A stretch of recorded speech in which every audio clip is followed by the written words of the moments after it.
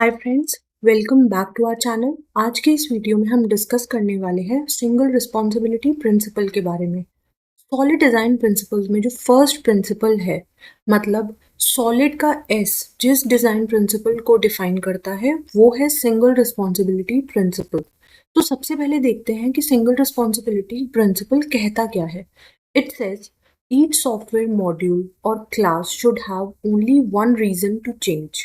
अगर मैं इसे इजी वर्ड्स में कहना चाहूँ तो इसका ये मतलब है कि हर मॉड्यूल या क्लास के पास सिर्फ एक ही रिस्पॉन्सिबिलिटी है।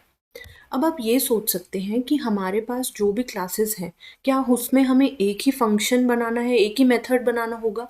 तो इसका आंसर है नो। इसका ये मतलब बिल्कुल नहीं है कि आप सिर्फ एक ही मेथड रखें।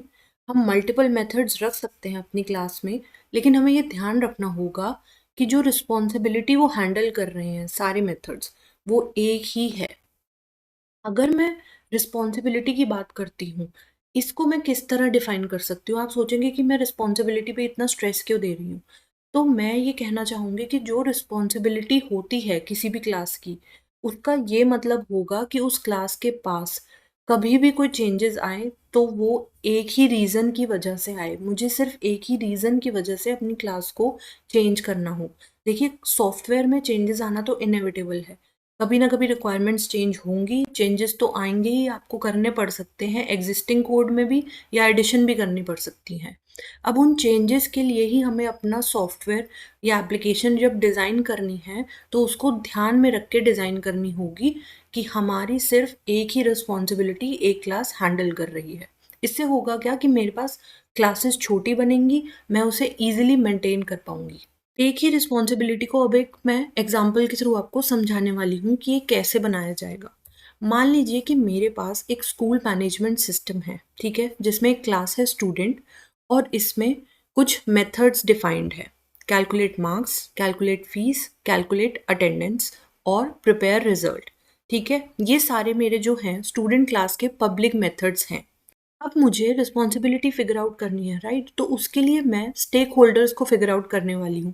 मैं ये देखने वाली हूँ कि स्कूल में जो डिफरेंट डिपार्टमेंट्स होते हैं वो कौन से मेथड्स को यूज़ कर रहे हैं। ठीक है, हर मेथड किस स्टेक होल्डर से रिलेटेड है।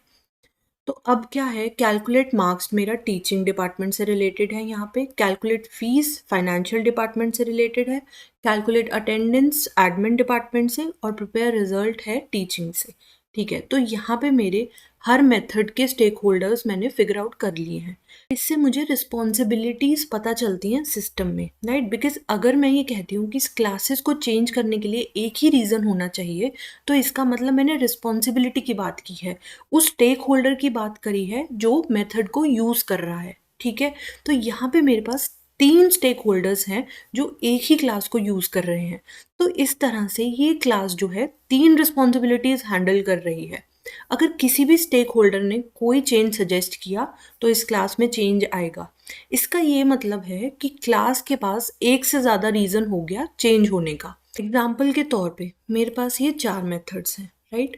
इसमें से दो मेथड्स हैं, कैलकुलेट अटेंडेंस और प्रिपेयर रिजल्ट। ये क्या कर रहे हैं, एक प्राइवेट मेथड को यूज़ कर रहे हैं जिसका नाम है गेट टोटल प्रेजेंट डेज। तो अब मान लीजिए कि एडमिन डिपार्टमेंट ने एक करंट ऑफिशियल हॉलीडेज हैं उस लिस्ट में कुछ चेंजेस कर दिए हैं, जिसकी वजह से वो ये कह रहे हैं कि कैलकुलेट अटेंडेंस मेथड में चेंज होगा, तो उन्होंने चेंज सजेस्ट कर दिया है। अब क्या है कि मैं इस पर्टिकुलर मेथड में चेंज करने वाली हूँ कैलकुलेट अटेंडेंस, क्योंकि ये मेथड मेरा डिपेंडेंट है प्राइवेट मेथड पे। वो कौन सा है, गेट टोटल प्रेजेंट डेज। तो इस मेथड में भी मुझे कुछ चेंजेस करने पड़ सकते हैं, बिकॉज यहाँ पे ये डिपेंडेंसी मैंने क्रिएट करी हुई है, राइट? पब्लिक मेथड तो प्राइवेट मेथड को यूज़ कर सकता है, कोई भी मेथड किसी मेथड को यूज़ कर सकता है, बट बिकॉज ये कैलकुलेट अटेंडेंस डिपेंडेंट है मेरे गेट टोटल प्रेजेंट डेज पे, मुझे इसमें भी कुछ चेंजेस करने पड़ रहे हैं, मैंने देख लिया है अपनी रिक्वायरमेंट के अकॉर्डिंग। अब क्या होगा, जो मेरा गेट टोटल प्रेजेंट डेज है उसका सिर्फ एक डिपेंडेंट मेथड नहीं है, उसका एक और डिपेंडेंट मेथड है प्रिपेयर रिजल्ट। तो इस वजह से क्या हो रहा है, मैंने क्योंकि गेट टोटल प्रेजेंट डेज में चेंज कर दिया है, प्रिपेयर रिजल्ट के फेल होने के काफ़ी चांसेस हो गए हैं। इसको फेल होना नहीं चाहिए था क्योंकि इसमें कोई सजेस्ट करा नहीं है चेंज, ना ही इसमें कोई एरर आया है, बट बिकॉज मेरा एक मेथड में चेंज हुआ तो दूसरा मेथड फेल होने लग गया, इसमें भी चेंजेस करने पड़ रहे हैं।